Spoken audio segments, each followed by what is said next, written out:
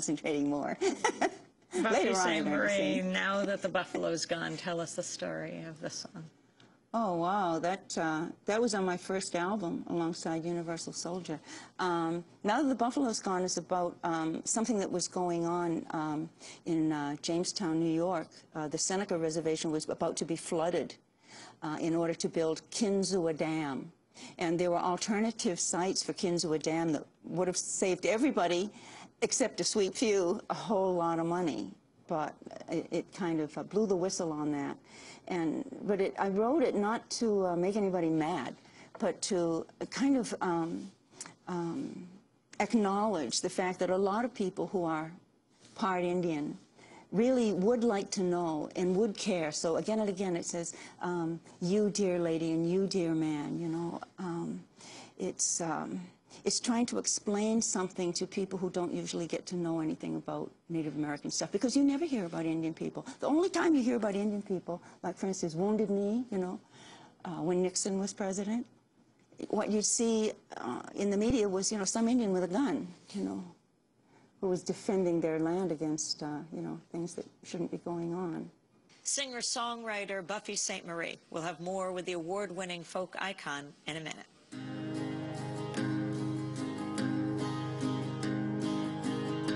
Can you remember the times that you have held your head high, told all your friends of your Indian claim? Proud good lady and proud good man, some great grandfather from Indian blood sprang, and you feel in your heart for these ones. Oh, it's written in books and in songs. If we've been mistreated and wronged, well, over and over I hear those same words from you, good lady, and you, good man. Well, listen to me if you care where we stand, and you feel you're a part of these ones. When a war between nations is lost, the loser we know pays the cost. But even when Germany fell to your hands, consider, dear lady, consider, dear man, you left them their pride and you left them their lands. And what have you done to these ones? Has a change come about, my dear man? Or are you still taking our lands? A treaty forever your senators sign. They do, dear lady, they do, dear man. And the treaties are broken again and again. And what will you do for these ones?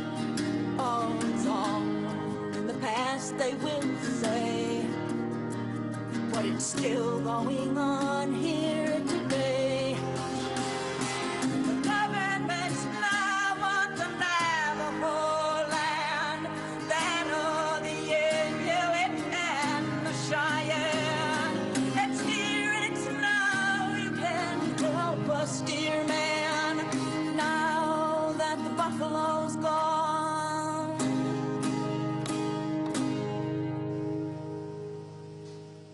Now That the Buffalo's Gone by Buffy Sainte-Marie. We return now to my conversation with the Native American activist, singer-songwriter Buffy Sainte-Marie. After hitting the top of the charts in the early 60s, the outspoken performer suddenly disappeared from the mainstream airwaves during the Lyndon Johnson and Richard Nixon years. The 60s and 70s, Johnson, Nixon. What about music and culture at that time? How was it affected? Well, at the time we didn't know about it, but a lot of us were being blacklisted.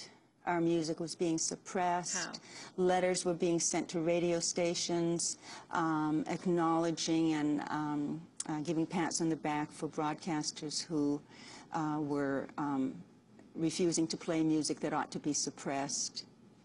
And How do you know that now? well, I only found out about it maybe 20 years after the fact when a broadcaster in Toronto brought it to my attention. He had a letter on White House stationery, you know, commending him for having suppressed music that deserved to be suppressed, and it was about me. Eartha Kitt was affected. Taj Mahal was affected. A lot of people were affected. But when I found out about it, I went and got my FBI files, and I was just appalled. I mean, the Freedom of Information Act at that time, anyway, was just a crock. In the first place, they ask you to come in and be with an FBI agent in the FBI offices, and my lawyer said, no, no, no, no, you can send somebody to our offices. So I looked at the files, and they were all crossed out, big fat magic markers. And then a couple of years ago on the internet, a former CIA agent came forward as well and talked about the suppression of music in the 60s. And so How did you feel it at the time?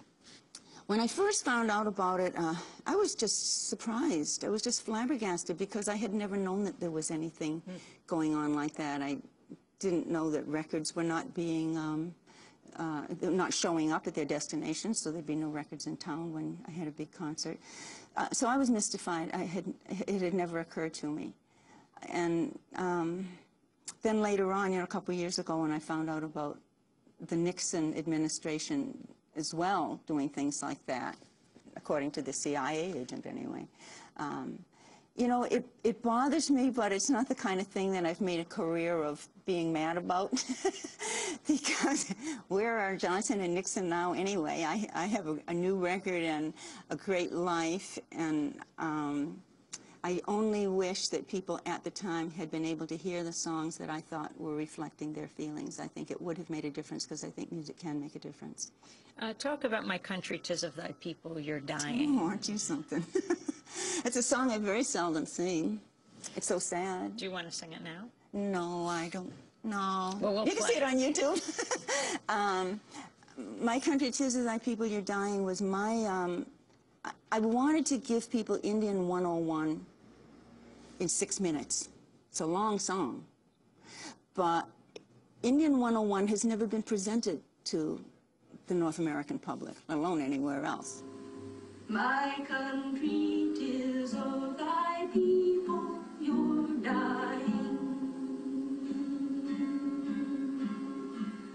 Now that the longhouses breed superstition, you force us to send our toddlers away to your schools where they're taught to despise their traditions, forbid them their languages, then further say that American history really began when Columbus set sail out of Europe, and stress that the nation of leeches that conquered this land are the biggest and bravest and boldest and best, and yet where in your history books is the tale of the genocide basic to this country's birth? Native American people, we know about it, you know, the U.S., Canada, etc., but the public doesn't know what really happened. They're not aware of the genocide that happened in the Americas.